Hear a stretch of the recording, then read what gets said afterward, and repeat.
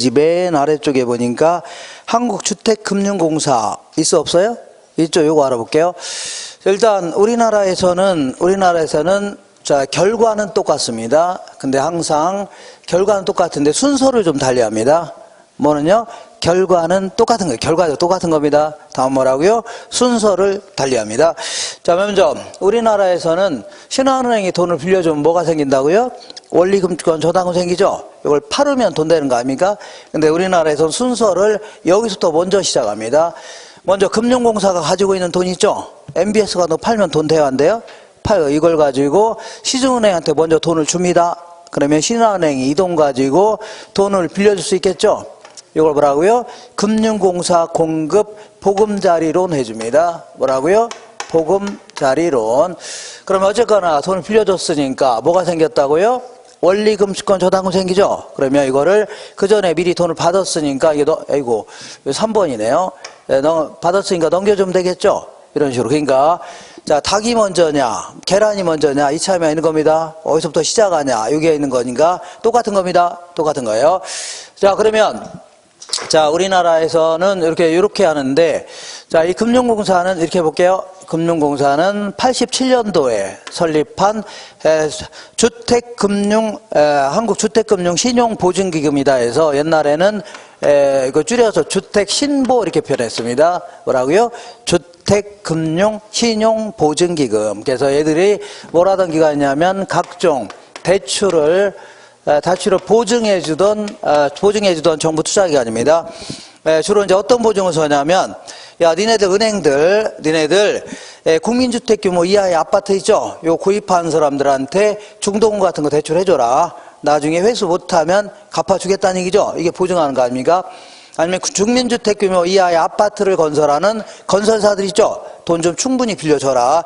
나중에 회수 못하면 분양이 안 돼서 회수 못하면 갚아주겠노라 그런 얘기 아닙니까? 그 다음에 전세자금 같은 거 대출 충분히 해주라는 얘기죠. 회수 못하면 갚아주겠다 이런 식으로 각종 금융기관들의 대출을 보증해주던 기관입니다. 그죠? 그리고 99년도에 설립한 회사가 있는데 이게 이제 코모코라는 회사인데 앞자리 따서 코리아 모기지 이렇게 회사입니다. 요게 이제 유동화를 위해서 나온 특수목적 회사입니다. 그래서 얘네들은 이제 보금자리론을 공급해야 되겠네요. 보금자리론을 공급하려면 돈이 있어야 없어야 돼요? 있어야죠. 이 돈 마련하려고 MBS를 발행했던 겁니다. MBS를 발행했다. 자, 요 두 기관이 이제 합병이 됐습니다. 그래서 2004년도에 한국주택금융공사로 명칭이 바뀌었습니다. 금융공사. 그래서 자, 옛날에 주택 신보가 하던 일, 그 다음에 코모코 있죠? 하던 일을 같이 맡아서 합니다. 같이 동시에. 그죠? 이렇게. 그리고 요 하나가 좀 빠져 있네요. 뭐가 빠져 있냐면 요거하고 요 하나가 빠져 있는데 얘는 또 뭐냐면 이렇게 볼게요. 자, 우리가 일반적인 대출은 어떻게 하는 거예요? 네, 돈을 한꺼번에 이제 돈을 빌려준 다음에 이런 것들. 자, 매달 원금이자를 회수해 나가는 이러한 형태를 뭐라고요? 일반적인 대출이다. 일반적인 저당이라는 거고, 역저당이라는 건 뭐냐면, 네, 거꾸로 돼 있다는 얘기죠? 역저당은 보통 이제, 자, 만기가 15년이라면, 15년 동안에, 자, 60세 이상 어르신들한테 생활비 형태로 계속 빌려주는 겁니다. 빌려주다가 15년 지나면, 만기가 됐죠? 만기가 되면 원금이자를 회수하겠다는 얘기입니다. 이렇게. 자, 한꺼번에 회수하겠다. 그런 얘기인데, 이렇게 하는 건 모양이 좀 거꾸로 돼 있죠? 역저당 해줍니다. 뭐라고요? 역저당. 근데 이 상품이 계속 출시가 됐었는데 거의 안 팔렸습니다. 왜냐하면 집 한 채에 있는 사람 있죠? 60세 이상 어르신. 집 한 채에 있는 자들이 이제 이런 분들이 소득이 좀 없는 분들이죠? 이런 분들이 주로 이런 걸 빌리는 거 아닙니까? 그죠? 근데 생활비 형태로 빌려 쓰는 것까지는 좋은데 문제는 만기가 됐을 때 이거 갚아야 돼, 안 갚아야 돼요? 아, 돈이 많은 사람이 이렇게 빌려 썼을래나요? 그렇지 않죠? 그러니까 어쩔 수 없이 집 한 채 있는 거 팔아치워야 되는데, 거기에 너무 부담스럽다는 얘기죠? 거의 안 팔리다가 이 상품에 대해서 금융공사가 자, 보증을 서기로 했던 겁니다. 뭐라고요? 보증. 자, 보증 조건은 원칙적으로 사망시까지 해라. 언제까지라고요? 사망시. 그러면 만약에 그 사람들이 굉장히 오래 사시게 되면 계속 빌려줘야 되죠? 그래서 회수 못하는 돈 있으면 갚아주겠다는 얘기죠? 요 상품의 이름이 주택을 담보로 해갖고 어르신들한테 자, 연금의 형태로 지급하는 돈이죠. 요거에 대해서 금융공사가 보증을 서겠다는 얘기입니다. 뭐라고요? 보증을 서겠다. 이게 바로 주택담보 노후연금보증이다. 자, 말이 너무 기니까 줄여서 주택연금보증 이렇게 표현합니다. 뭐라고요? 주택연금보증이라는데 요거에 대해서 취급 조건이 예의 취급 조건은 한 문제가 나오긴 힘들어요. 나오기 힘들고 지문에 간헐적으로 끼어들기도 합니다. 한두 개 정도 끼어듭니다. 근데 요 놈은 한 문제가 나올 수도 있습니다. 어떻게 하라고요? 나올 수 있어요. 한 문제가 따로 나오기도 합니다. 이렇게. 자, 그래서 요거는 이제 예전에 제가 뭐 종이에 나눠줬는데 어쨌거나 간단한 몇 가지 중요한 조건만 써볼게요. 자, 일단은 이제 보금자리로는 저 아파트 구입하는 사람 있죠? 이 사람한테 돈 빌려주는 겁니다. 빌려주는데 요거는 보통 이제 뭐냐면 요거는 주택 가격이 6억을 초과하는 주택, 6억을 초과하는 주택은 안 됩니다. 자, 6억 이하에 돼요. 얼마라고요? 6억 이하. 그리고 최대 대출 금액이 3억입니다. 최대 얼마라고요? 3억. 그리고 요거는 고정금리 제도입니다. 무슨 제도라고요? 고정금리 제도예요. 고정금리. 자, 그리고 요거는 만기가 10년, 15년, 20년, 30년 이렇게. 자, 최소 10년에서 뭐라고요? 최대 30년. 상당히 만기가 깁니다. 그리고 요거는 이제, 자, 뭐냐면, 조기 상환 수수료를 부과합니다. 조기에 상환하게 되면 뭘 부과한다고요? 수수료를 부과합니다. 3년 이내에 조기 상환하게 되면 조기 상환 수수료를 부과합니다. 그리고 옛날에는 이제 거치기간이라는 게 있었는데, 거치기간이라는 것은 이자만 납부하는 기간 있죠? 요거 이제 지금은 거치기간 없습니다. 뭐라고요? 없어요. 거치기간은요, 없습니다. 이렇게. 자, 여기에 비해서 요거는 어르신들한테 생활비형태로 빌려주는 겁니다. 누구한테요? 생활비형태로 빌려주는데, 얘는 어떻게 빌려주냐면, 소유자 또는 배우자가 60세 이상이어야 됩니다. 그러니까 둘 중 아무나 60세 이상이면 돼요. 소유자 또는 뭐라고요? 배우자. 예를 들어 남편은 얼마라고요? 63세인데 여자는 37세다. 요것도 이번이 60세 이상이죠? 가능하다는 얘기입니다. 남자분은 48세인데 소유자인데 아내분은 92세다. 가능하다는 얘기죠? 어쨌거나 둘 중 아무나 몇 세 이상하고요? 60세 이상이면 가능합니다. 이렇게. 그리고 요거는 변동금리 제도입니다. 조심하세요. 무슨 제도라고요? 변동금리 제도입니다. 변동금리. 그리고 요거는 이제 조기 상환 수수료. 조기에 상환하면 수수료 같은 거 부과하지 않습니다. 그냥 돈 생기면 얼른 갚아라. 그 얘기지. 조기 상환 수수료 이거 부과하지 않습니다. 되겠죠? 이렇게. 그 다음에 요거는 배우자 기준으로, 부부 기준으로 해갖고 자, 9억 이하에 됩니다. 9억 이하의 주택이어야 되는데, 이게 한 채가 되든, 혹은 여러 채가 됐든, 한 채가 9억 이하 됩니다. 여러 채라 하더라도 합친 게 얼마라고요? 9억 이하 됩니다. 한 채가 됐든, 여러 채가 됐든, 어쨌거나, 전부 다 9억 안 돼야 됩니다. 안 돼야 돼요. 그리고 요거는 이렇게 이제 사망했을 때 이제 회수하는 건데, 어떻게 하라고요? 사망했을 때 이제 회수하는데, 자, 이 경매처분에서 회수합니다. 그래서 매각대금하고 그동안 빌려준 원리금. 자, 이 경매처분에서 매각하게 되면 돈 들어와 안 들어와요? 들어죠? 여기서 원리금액을 회수하는 겁니다. 두 분 다 사망할 때까지 빌려주는 겁니다. 한 분 돌아가시고 나머지 분이죠? 이분이 계속 돌아가실 때까지 금액도 줄어든 거 아닙니다. 이렇게 해서 빌려주는데 이분들이 일찌감치 돌아가셨습니다. 65세에 다 돌아가셨다는 얘기죠. 그러니까 매각대금은 5억인데 원리금 1억밖에 안 된다는 얘기죠. 그러면 남는 돈들은 상속인한테 지급해야 됩니다. 법정 상속인한테 뭐라고요? 아들, 딸들한테 지급해야 돼요.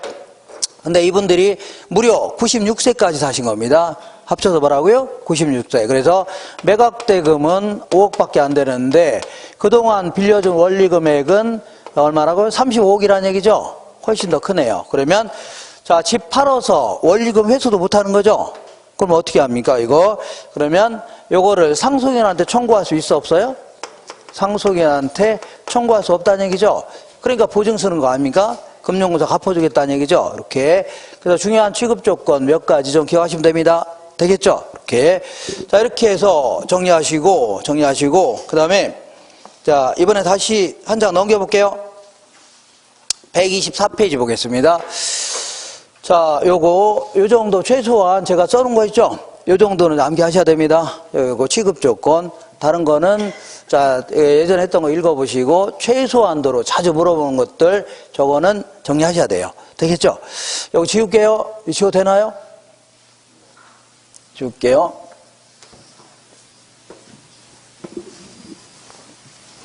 자, 이번에는 여기 볼게요. 여기 이제, 자, 그러면 이제 이 그 금융공사가 이제 신한은행에 이제 돈을 이제 대출을 의뢰하는데, 그러면 신한은행이 하는 일이 뭐예요? 우리 124페이지입니다. 124페이지에 신한은행이 하는 일이 뭐예요? 얘들 돈 가지고 대출만 대행해 주는 거죠? 그러면서 들어온 돈에서 삥을 뜯고 넘겨만 주면 되는 거 아닙니까? 그죠? 그러니까 얘네들이 하는 일을 대신만 해주는 겁니다. 한마디로 얘기하면, 자, 금융공사의 뭐라고요? 시다발입니다. 시다발이 들어보셨나요? 금융공사의 뭐라고요? 꼬봉이라는 얘기죠? 아니, 왜 지들이 직접 빌려주지? 왜 얘들 통해서 빌려주냐? 우리 금융공사는 전국에 지점망 같은 건 제대로 못 갖췄죠? 그러니까 지점망을 이용해서, 은행들은 지점망을 다 갖췄잖아요. 그걸 통해서 빌려주겠다 그런 얘기입니다. 이해가 되겠죠? 이렇게. 그러니까 결국은 신한은행은 뭐라고요? 금융공사의 뭐라고요? 꼬봉이다. 뭐라고요? 꼬봉이다. 그러니까 얘들 하는 일을 대신만 해주는 겁니다. 수수료만 챙기고. 그러니까 결국은 구조 자체가 어떻게 되어 있다고요? 이렇게 되어 있는 겁니다. 주택 소비자, 소비자 어디 갔어요? MBS의 발행자, 소비자, MBS 뭐라고요? 발행자. 그 다음에 뭐라고요? 투자자. 이렇게 되어 있는 겁니다. 그러면 은행은 어디 갔어요? 은행 얘들 하는 일 대신만 해주는 거죠? 얘들 하는 일을 걔들이 대신해 주는 겁니다. 그죠? 그러니까 구조 자체가 이렇게 되어 있는 겁니다. 그죠? 그리고 MBS의 종류를 얘기할 때는 우리나라에서만 IMF에서 벗어나기 위해서 정부 투자기관인 금융공사가 보증을 서겠다. 뭐 그런 얘기지. 미국 같은 경우는 자, 프레드맥이라든가 페니웨이 이렇게 해서 금융공사 역할을 하는 기관이 있는데 얘들은 전부 다 주식회사입니다. 뭐라고요? 주식회사. 그래서 이렇게 지급보증 이런 거 없습니다. 그래서 MBS의 종류를 얘기할 때는 요거는 무시해야 됩니다. 그래서 자, 지금부터 요거의 종류를 좀 알아볼 건데 MBS의 뭐라고요? 종류를 얘기하는데 좀 까탈스럽습니다. 자, 이 종류는 이렇게 한 세 가지 형태를 구분할 수 있습니다. 이렇게. 그래서 이 세 가지 형태를 구분하는 가장 큰 차이점은 돈을 빌려주면 뭐가 생겨요? 원리금권 저당금 생기죠?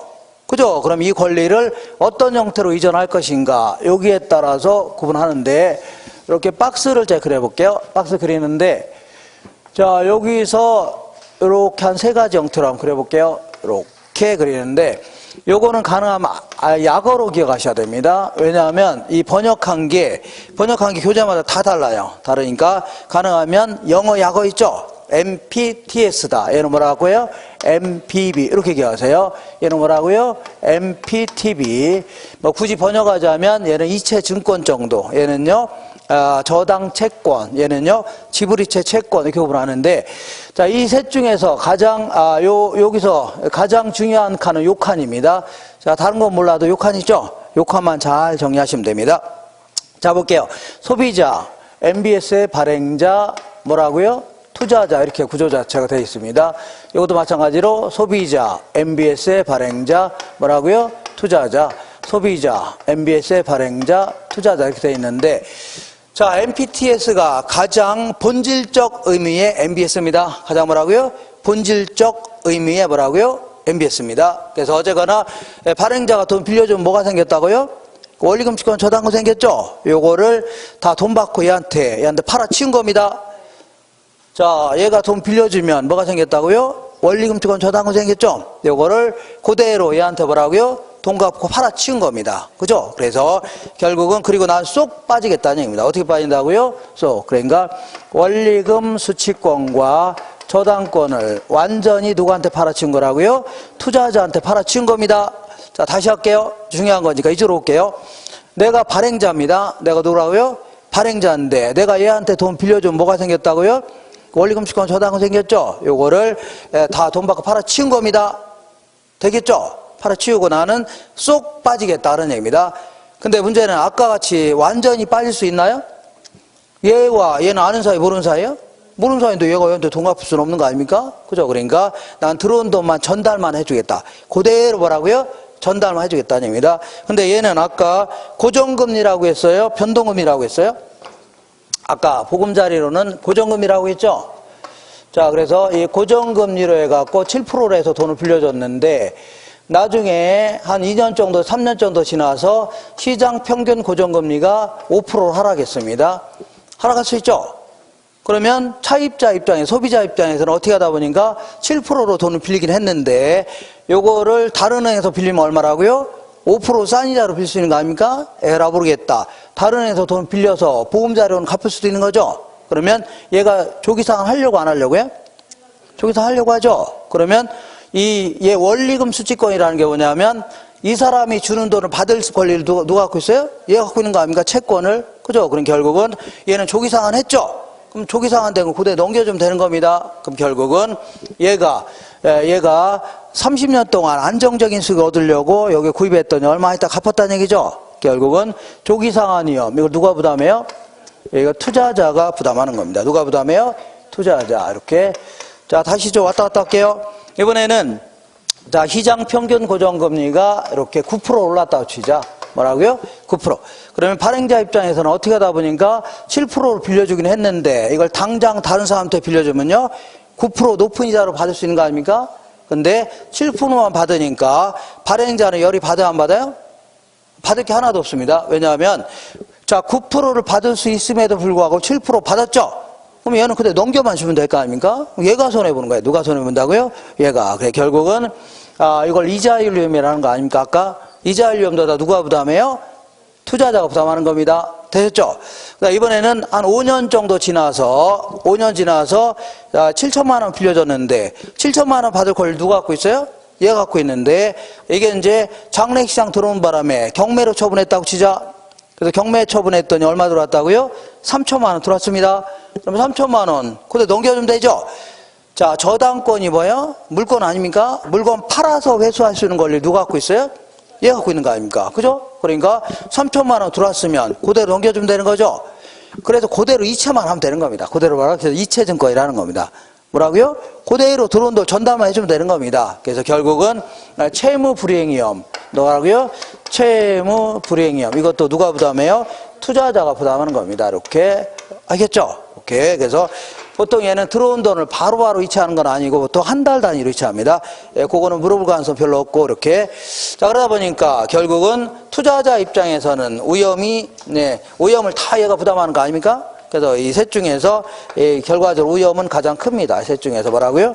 네. 그러니까 위험이 너무 크니까 모든 위험을 다 투자자가 부담하는 거 아닙니까? 그래서 자, 위험을 줄일 수 있는 방법을 강구하다 보니까 얘가 나온 겁니다. 그래서 MBB는 이렇게 해보자. 어떻게 하는 거냐면 자, 돈을 빌려주면 원리금 수취권과 저당권은 누가 갖고 있어요? 발행자가 그냥 갖고 있으면서 담보대출에 관련된 권리는 다 누가 갖고 있다고요? 발행자 갖고 있으면서 어차피 빌려준 돈 있어 없어요? 있죠. 미래 받을 채권 있잖아요. 미래 받을 돈을 근거로 해서 새로운 회사채를 발행했다 생각하시면 돼요. 새로운 일반 회사채 있죠. 근데 새로운 회사채 내에는 콜 방어권을 행사할 수 있습니다. 뭐라고요? 콜 방어권이라는 게 뭐냐면 조기 상환을 거부할 수 있는 권리 있죠. 이런 게 있습니다. 뭐라고요? 조기 상환을 거부할 수 있는 권리. 그러니까 얘가 조기 상환했죠. 얘가 조기 상환 해요, 안 해요? 했는데 넘겨주려고 했더니 얘가 싫다고 할 수 있다는 얘기죠. 그죠? 그러면 얘 입장에서는 조기 상환대금을 받은 상태에서 약속대로 20년, 30년 동안 계속 원금이자 줘야 됩니다. 그죠? 그러니까 결국은 조기 상환 위험이라든가 이자율 위험을 다 누가 부담해요? 발행자가 부담하는 이런 형태입니다. 누가 부담해요? 발행자. 이번에는 경매 처분했더니 3천만 원 들어왔습니다. 얼마 들었다고요? 3천만 원 넘겨주려고 했더니 얘가 한다는 얘기가 야, 이 사람아, 담보대출은 네가 해준 거고 나는 새로운 회사채대로 전액을 다 달라고 요구할 수 있다는 얘기죠. 그죠? 그러니까 얘는 조기 상환에서 3천만 원 들어왔지만 얘한테 얼마 줘야 돼요? 7천만 원 다 줘야 됩니다. 알겠죠? 7천만 원. 그래서 자 이거를요 채무 불이행 위험 이것도 다 누가 부담한다고요? 발행자가 부담합니다. 뭐라고요? 발행자. 그래서 자 그래서 결국은 발행자가 부담하는데 얘 주의할 거는 얘는 요게 이제 소비자한테 받을 돈이 예를 들어 7천만 원인데 7천만 원을 다 발행했다가는 다 MBS 형태로 발행했다가는 나중에 돈을 못 줄 수도 있습니다. 왜냐하면 경매 처분에서는 3천만 원 들어왔죠. 그래도 얘는 얼마 줘야 돼요? 7천만 원 다 줘야 되잖아요. 그죠? 그러니까 얘는 전액을 다 발행하면 안 됩니다. 전액을 다 발행하면 안 되고 요만큼만 발행해야 돼요. 그래서 요만큼 정도는 발행하지 않고 채권의 형태로 갖고 있어야 됩니다. 이걸요 초과 담보로 하는 겁니다. 뭐라고요? 초과 담보. 이렇게. 자 근데 얘는 100원 들어왔으면 100원 주면 되는 거죠. 1,000원 들어왔으면 1,000원 주면 될 거 아닙니까? 그러니까 초과 담보가 있을 필요가 있어 없어요? 없습니다. 알겠죠? 이렇게. 근데 얘는 또 자 그래서 얘는 투자자 입장에서 위험이 상당히 작을 수밖에 없어요. 위험이 뭐라고요? 작다는 얘기죠. 발행자 다 부담하니까. 그죠? 그래서 한쪽으로 너무 위험이 쏠려요, 안 쏠려요? 얘는 투자자가 다 부담하고, 얘는요, 발행자가 다 부담하는 바람에 한쪽으로 너무 위험이 쏠린다는 얘기죠. 그래서 위험을 좀 나눠 가질 수 있는 MBS가 필요했다는 얘기입니다. 그죠? 위험을 쪼개 가질 수 있는. 그래서 나온 게 요건데, 이런 식으로 해보자. 자, 이 저당권은 누가 갖고 있다고요? 발행자 갖고 있으면서, 자, 원리금 수취권만 누구한테 넘겨요? 투자자한테 넘기는, 이런 형태 있죠? 그래서, 요것만 잘 기억하시면 돼요. 요 칸. 그래서 항상, 자, 이 저당권을 갖고 있는 자가 뭘 부담해요? 채무 불이행위험 부담합니다. 그러니까 누가 부담해요? 발행자가 부담합니다. 그리고 항상, 원리금 수취권을 갖고 있는 자가 조기상환 위험이라든가 이자할 위험 있죠? 이걸 누가 부담해요? 투자자가 부담합니다. 누가 부담해요? 투자자. 자, 항상 요것만 기억하시면 돼요. 이렇게. 자, 그래서 얘도 마찬가지로 발행자가 채무 불이행 위험을 부담하기 때문에 이렇게 초과 담보를 유지하고 있어야 됩니다. 알겠죠? 초과 담보는 유지해야 된다. 그리고 얘는 위험 수준은 셋 중에서 중간이겠네요. 뭐라고요? 중간 정도. 그래서 항상 이것도 대출액이기 때문에 결국은 위험에 따라 수익률이 결정됩니다. 이자율. 그래서 셋 중에서 이자율이 가장 높고 얘는요, 이자율이 가장 낮아요. 얘는 뭐라고요? 이자율이 중간 정도입니다. 되셨죠? 이렇게. 그리고 요거는 이제 부동산 학자들이 쓸데없는 소리를 자꾸 하는데 이것들은 전부 다 채권입니다. 뭐라고요? 채권인데 얘는 모든 위험을 다 누가 부담해요? 투자자가 부담하는 바람에 내가 주식을 갖고 있다. 그러면 주식과 관련된 모든 위험을 내가 부담해야 되는 거죠. 이거와 똑같이 모든 위험을 얘가 부담하는 거 아니냐. 그래서 약간의 지분의 성격이 있다 해서 이걸요. 지분형 MBS 이렇게 표현합니다. 뭐라고요? 지분형. 근데 요거는요. 이거는 오리지널 채권형입니다. 뭐라고요? 회사채입니다. 뭐라고요? 채권형. 얘는 뭐라고요? 반반씩 섞어놨다는 얘기죠. 그래서 이걸요. 혼합형 MBS 해줍니다. 뭐라고요? 혼합형 MBS 해줍니다. 자, 그래서 이렇게 해서 정리하는데 요거는 좀 헷갈릴 겁니다. 헷갈리죠? 그래서 항상 요 칸을 잘 기억하시면 돼요. 뭐랄까요? 요 칸. 요거 다 너무 집착하지 마시고 이렇게 다 지울게요. 자, 요거 보면은 이렇게 보겠습니다. 이렇게 얘는 MP 뭐라고 돼 있어요? TS 했잖아요. 그러니까 자 투자자가 다 부담하는 겁니다. 뭘 부담해요? 투자자. 얘는 MBB라고 돼 있죠. 그러니까 발행자가 다 부담합니다. 뭐라고요? 발행자. 얘는 TB라고 돼 있죠. 반반씩 쪼개서 나눠가서 한다고 치면 돼요. 그죠? 항상 원리금 수취권을 갖고 있는 자가 뭐라고요? 조기상환 위험 부담합니다. 그 다음에 저당권을 갖고 있는 자가요 채무 불이행 위험 부담한다는 얘기죠. 이렇게 하시고. 자, 이런 식으로 해서 요것만 잘 정리하시면 돼요. 잘 정리하시고, 우리나라에서는 IMF 초창기 때는 주로 MBB 형태로 발행하다가 요즘에는 MPTB를 약간 변형시킨 CMO 형태로 발행합니다. 어떤 형태라고요? CMO가 뭐냐면 MPTB 같은 경우는 이게 소비자한테 받을 돈 이만큼인데 자, 2천억, 3천억 정도 되는 돈이 있는데 받을 돈, 요거를 MPTB 같은 경우는 하나의 만기로 발행합니다. 어떤 만기라고요? 하나의 만기. 근데 얘는 CMO는 다계층 저당 채권이라고 해서 만기를 쪼개서 이렇게 발행할 수 있다는 얘기죠. 쪼개서 1년 만기, 2년 만기, 3년 만기 이렇게 해서 쪼개서 20년 만기 이렇게 발행할 수 있죠. 이렇게 해서 발행하겠다는 얘기입니다. 이걸요 다계층 저당 채권 해줍니다. 그래서 쪼개진 하나하나를요 트렌치라는 표를 씁니다. A 트렌치, B 트렌치 이렇게 해서 마지막 걸요 Z 트렌치 해줍니다.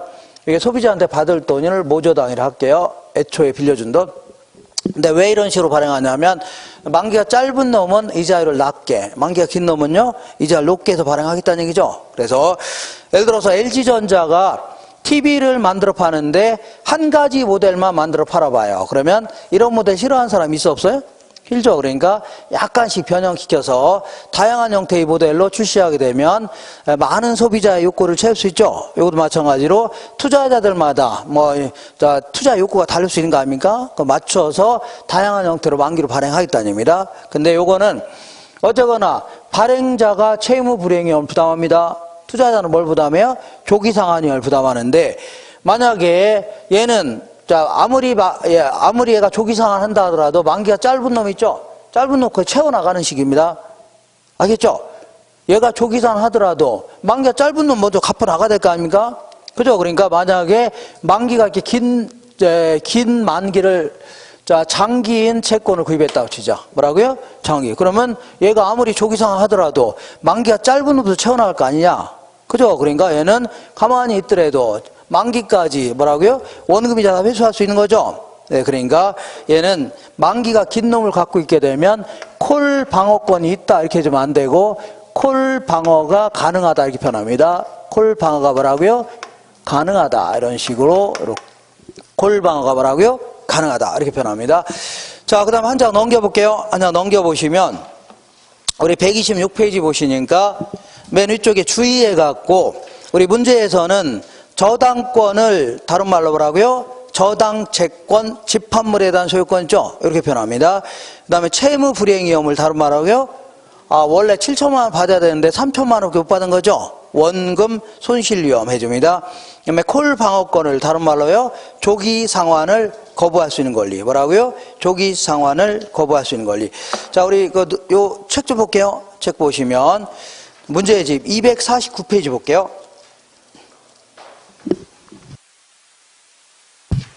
249페이지 찾으셨나요?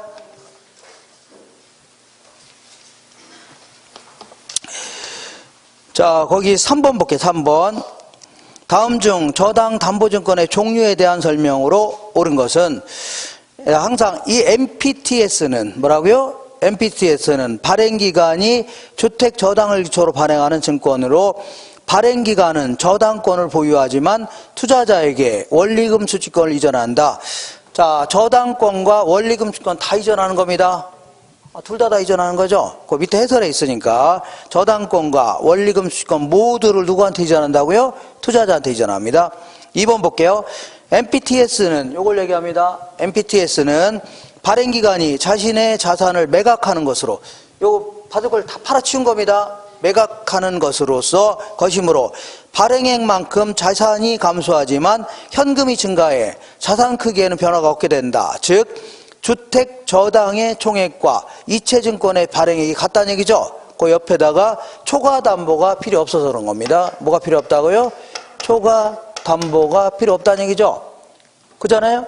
그러니까 주택 저당 총액하고 발행액이 똑같아집니다. 이렇게. 3번 볼게요. MBB는 발행기간이 원리금 수취권을 보유하지만 저당권은 투자자에게 이전한다. 만기전 변제 위험, 이걸 조기상환 위험이라는 겁니다. 뭐라고요? 조기상환 위험. 그 다음에 원리금 납입 연체 위험, 이걸요 채무 불이행 위험. 채무 불이행 위험 모두를 발행기간이 모두 부담한다. 뭐가 틀렸냐면 다른 건 맞습니다. 근데 첫 번째 줄에 발행기간이 원리금 수취권과 저당권을 보유합니다. 아니, 발행기간이 원리금 수취권과 뭘 보유한다고요? 저당권 보유하잖아요. 원리금 수취권을 이전하는 게 아닙니다. 그래서 그래 틀렸고 저당권을 이전하는 게 아니에요. 여기 있잖아요. 얘들이 갖고 있는 거 아닙니까? 그 얘기하는 거고. 4번 볼게요. MPTB는 저당풀을 담보로 발행하는 채권인데 발행기간은 원리금 채권과 저당권을 모두 투자자에게 이전하는 게 아니라 원리금 수취권만 이전하는 겁니다. 뭐만 이전한다고요? 원리금 수취권만 이전하는 겁니다. 그 다음에 5번에 다계층 채권은 희애모라 합니다. 저당 채권의 총 발행액을 몇 개의 그룹으로 나눈 후에 각 그룹마다 서로 동일한 이자율이 아니라 상이한 이자율을 적용하고 원금이 지급된 순서를 다르게 할 수 있죠. 이렇게 줘야 됩니다. 이 만기마다 상이한 이자를 적용하는 겁니다. 만기. 한 장 넘겨볼게요. 그러니까 지금 어렵게 물어본 거지만 요거 있죠? 요거 잘 정리하시면 돼요. 한 장 넘겨보겠습니다. 넘겨보시면 자 6번 볼게요. 6번. 주택금융에 대한 설명으로 틀린 것은 자 희애모에서는 장기 투자자에게는 뭐가 가능하다고요? 콜 방어가 가능하겠죠? 저거 있잖아요. 콜. 그 다음 2번 볼게요. 다른 조건이 동일할 때 변동금리 주택담보대출의 조정주기가 적을수록 툭 하면 변동시킬수록 금융기관이 부담하는 위험은 커요? 작아요? 자, 조정 횟수가 적다는 얘기는 많다는 얘기가 아니라 어쩌다 한번 조정한다는 얘기죠? 그러면, 자, 이 금융기관이 부담하는 위험은 크게 된다. 맞는 겁니다. 조심하세요. 그 다음에 MBB의 발행자는 대출금의 조기 상한에 따른 위험을 부담한다. MBB의 발행자가 뭘 부담해요? 조기 상한 위험을 다 부담하는 겁니다. 그 다음에 차입자가 부담하는 대출금리가 1차 대출기간이 2차 대출기간에 채권을 매각할 때의 금리보다는 커야 된다고 했죠. 자, 저쪽 대출금리가 MBS의 발행금보다 커야 되죠. 그래서 중간에 뺏쓰는 돈이 있을 거 아닙니까? 그 얘기하는 겁니다. 자, 금리 상한 변동금리 주택담보대출에서 대출자는 금리 상한 이상으로 인플레가 상승할 때 생기는 금리 변동 위험을 줄일 수가 있다가 아니라 줄일 수 없겠죠. 위험이 커질 수 있죠.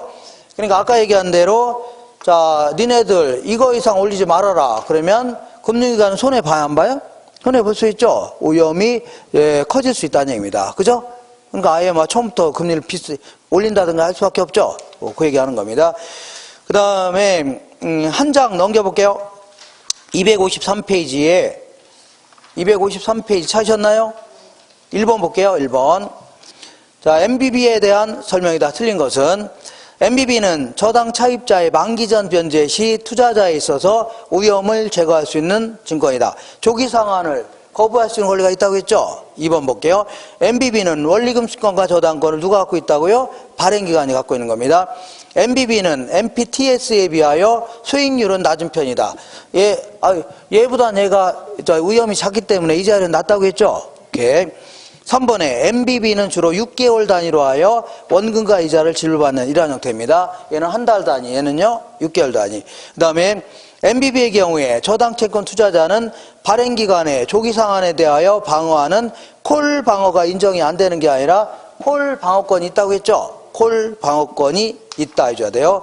콜 방어가 인정이 된다는 얘기입니다. 이렇게. 그 다음에 이렇게 자, 한 장 넘겨볼게요. 3번. 한 장 넘기면 한국주택금융사 보증 주택연금에 대한 내용 중 맞는 것은 한국주택금융사 보증 주택연금의 이용 자격은요.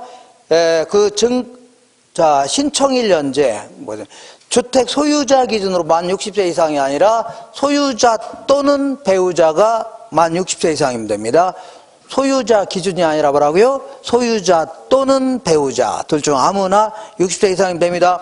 그 다음에 2번에 한국주택금융사 보증 주택연금의 담보가 되는 대상은 주택법상 주택이다. 실버주택, 오피스텔, 상가주택, 상가 등 제외된다. 실버주택하고 상가주택 있죠? 요거는 받을 수 있습니다. 노인 복지주택 같은 거 있죠? 요거 받을 수 있고, 상가주택이라 하더라도 상가주택은 아래층은 상가, 위층은 주거용으로 쓰는 거 있죠? 이런 것도 가능한데, 다만 주거용이 2분의 1 이상이면 됩니다. 얼마 이상이라고요? 주거 부분이 2분의 1 이상일 경우는 요것도 받을 수 있습니다. 3번 볼게요.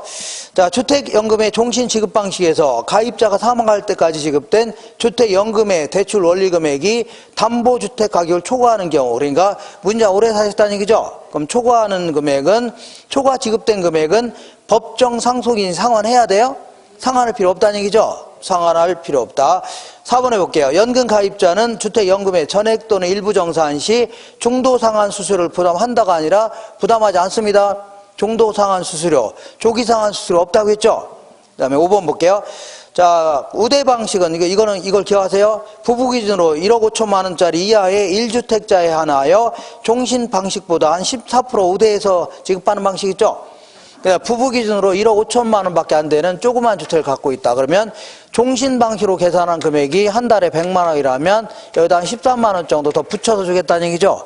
이걸요, 우대 방식이라는 겁니다. 뭐라고요? 우대 방식이다. 좀 쉬운 문제도 있는데 요 정도 하시고 다시 요걸 돌아올게요. 돌아오셔서 127페이지 보겠습니다. 자, 이렇게 해서 요거 이제 다 정리했고, 이렇게. 자, 이번에는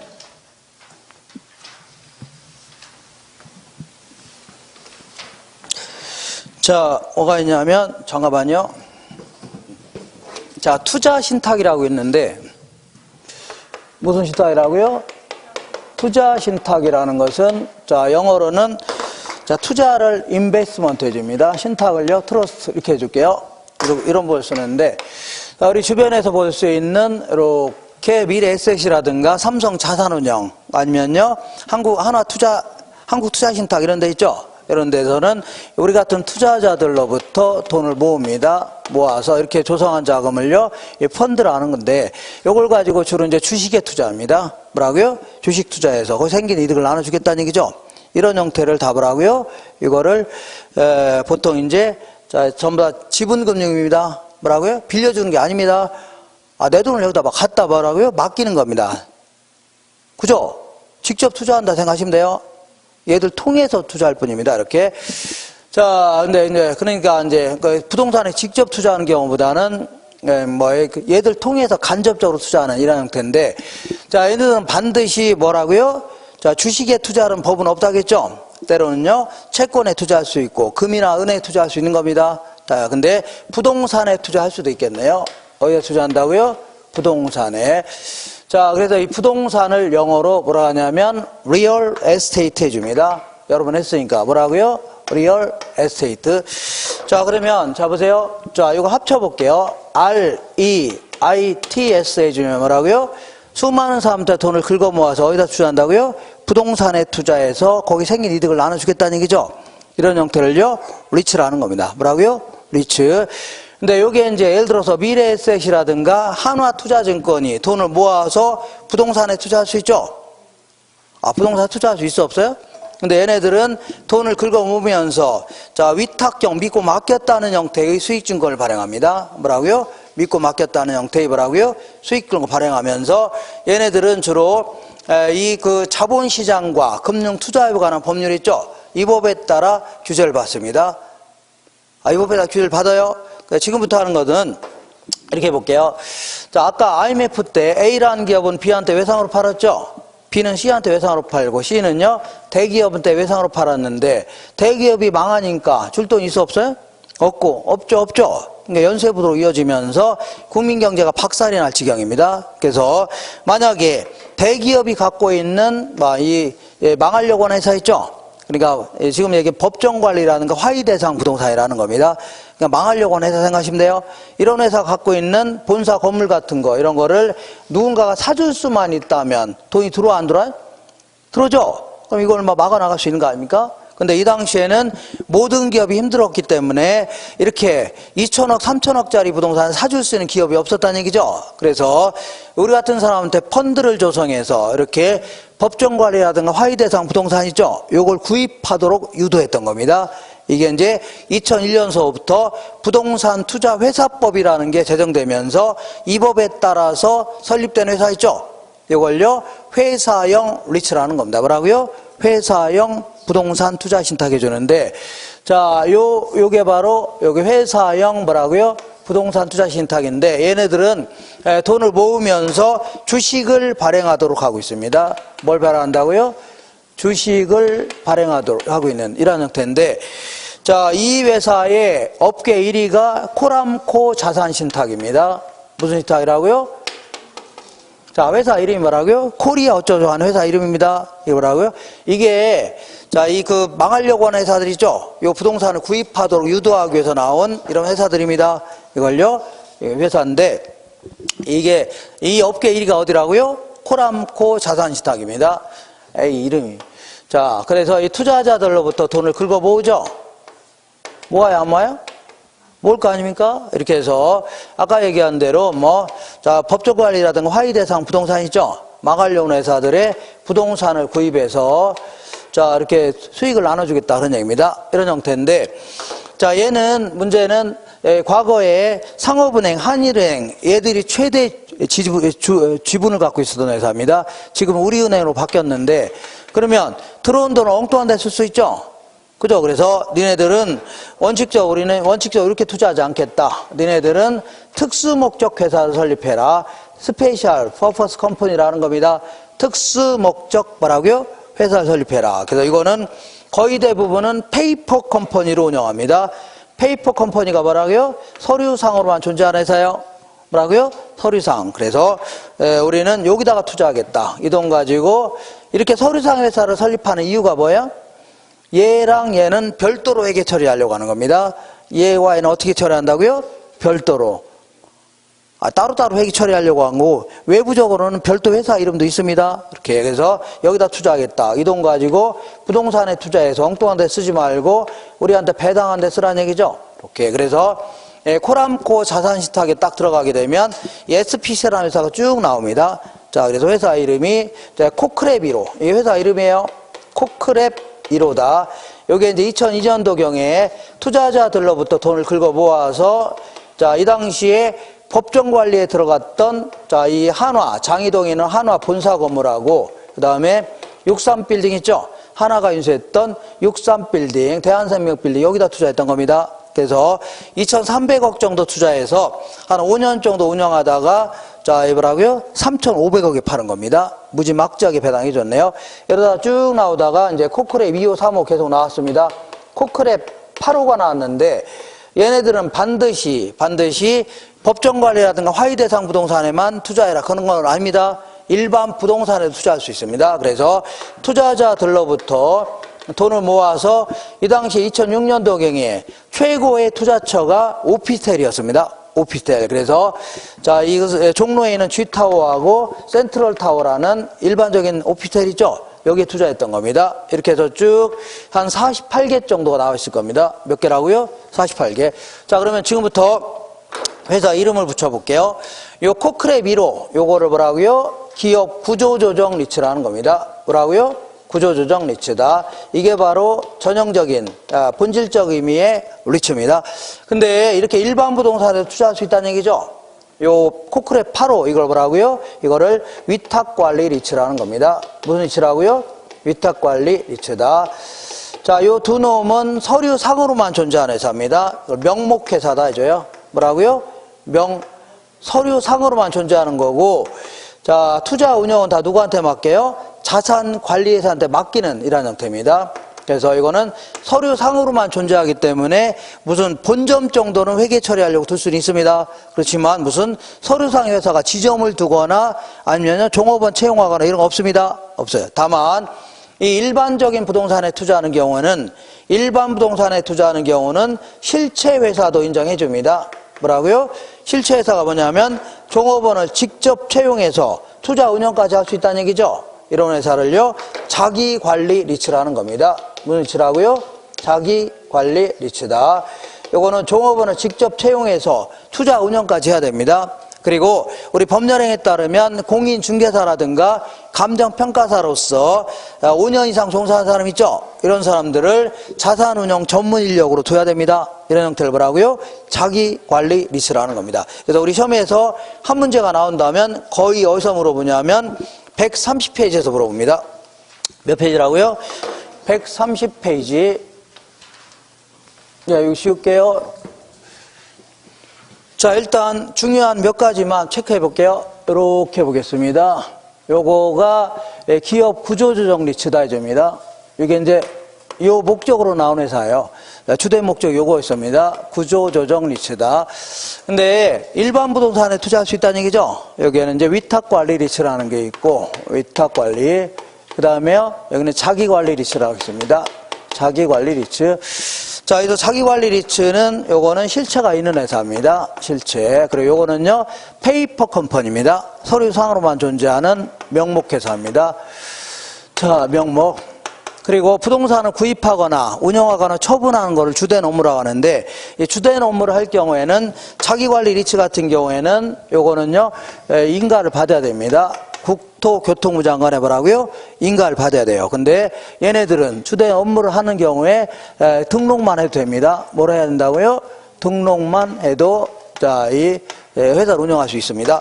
그리고 요거는 설립 시에는 얘네들은 자기 관리는 5억 이상은 있어야 돼요. 얼마 이상이라고요? 5억. 근데 얘네들은 3억 이상만 있어도 설립은 가능합니다. 얼마라고요? 3억 이상. 그리고 요거는 자, 설립을 용이하게끔 하려고 하는 거고, 영업인가 후 6개월이 지난 경우 있죠? 이때는 추가 증자를 통해서 70억 이상은 만들어야 됩니다. 얘는 얼마라고요? 50억 이상은 만들어야 돼요. 얘도 얼마라고요? 50억 이상. 그래서 요거는 암기하셔야 됩니다. 자주 물어보니까. 자, 9구단을 외자. 57은 얼마라고요? 35. 57은 얼마라고요? 35 해주고. 그 다음에 그 배당과 관련돼서 자기관리 같은 경우는 50% 이상을 배당할 수 있다고 했죠? 맞죠? 그래서 요거는 지우시에요. 이거 뭐라고요? 지우세요. 그래서 요거를 90% 이상으로 바꿔놓으세요. 요거는 자, 작년 말까지만 이렇게 적용했던 겁니다. 뭐라고요? 작년 말. 그러니까 지금 얼마라고요? 90% 이상. 전부 다 얼마라고요? 90% 이상 배당해야 됩니다. 배당 가능 이익이 있으면 자, 얼마라고요? 90% 이상 배당해야 돼요. 그죠? 그리고 요것들은 전부 다, 이렇게 볼게요. 현물 출자가 가능합니다. 뭐 가능하다고요? A. 현물 배당이 가능해요. 자, 현금으로 배당하는 걸요, 현금 배당이라는 거고, 그 부동산 같은 걸로 배당하는 걸요, 현물 배당도 가능하죠. 그리고 그 밑에 거기 자기관리 리츠 써 있어 안 써 있어요? 자기관리 리츠 하면서 뭐 써 있어 안 써 있어요? 뭐 50% 이상 배당 및 50% 이상 배당 및 어쩌고죠. 그리고 그 밑에 90% 미만 배당 시 어떻게 나와 있어 안 나와 있어요? 요거 전부 다 요거는 작년 말까지만 적용하던 규정입니다. 뭐라고요? 작년 말. 제가 요 책이 작년 말에 나왔거든요. 근데 이제 이게 계속해서 연장될 줄 알았더니 이런 규정 없습니다. 없어졌어요. 그러니까 다 없애세요. 없애세요. 그러니까 이거 다 없애야 됩니다. 할 수 있나요? 자, 그래서 전부 다 뭐라고요? 90% 이상 배당해야 됩니다. 몇 프로라고요? 90% 이상을 배당해야 돼요. 그 다음에 이번엔 볼게요. 이렇게. 이번에는 그 다음에 뭐 했냐면, 자, 한 사람이 대부분 주식을 다 갖고 있으면 회사를 좌지우지할 수 있죠. 그러니까 얘네들은 1인당, 자, 물론 와이프 이런 분들을 특수관계자라는데 포함해서 50%를 초과해서 주식을 소유하면 돼요, 안 돼요? 안 됩니다. 근데 요거는 우리나라 발전에 큰 도움이 된 거죠. 그러니까 얘네들은 그러한 주식 분산 규정 없습니다. 주식 소유 한도 규정 없어요. 그리고 요거는 전부 다 발기 설립이라고 해서 발기인들이 주식을 인수한 다음에 법원에 가서 상업등기 있죠? 이거 마치면 회사가 설립이 되는 이런 형태인데, 얘 같은 경우는 일반 부동산에 투자하는 경우에는 영업인가 후 2년 이내 있죠? 2년 이내에는 30% 이상은 일반인들을 주주로 모셔야 됩니다. 뭐라고요? 일반인들도 주주로 모셔야 돼요. 알겠죠? 이렇게. 그래서 여기 이제 중요한 내용들은 여기서 가끔, 여기서, 근데, 이거 안 했네요. 얘는 그런 규정 없습니다. 없어요. 이렇게. 자, 그리고 다른 것들은 한번 쭉 한번 읽어보세요. 그래서 중요한 거, 여기서 이제 많이 걸려드니까 다른 것들은 몇 번 했으니까. 자, 한번 읽어보세요. 자, 문제를 통해서 확인해 보겠습니다. 문제 265페이지 보겠습니다. 몇 페이지라고요? 265페이지.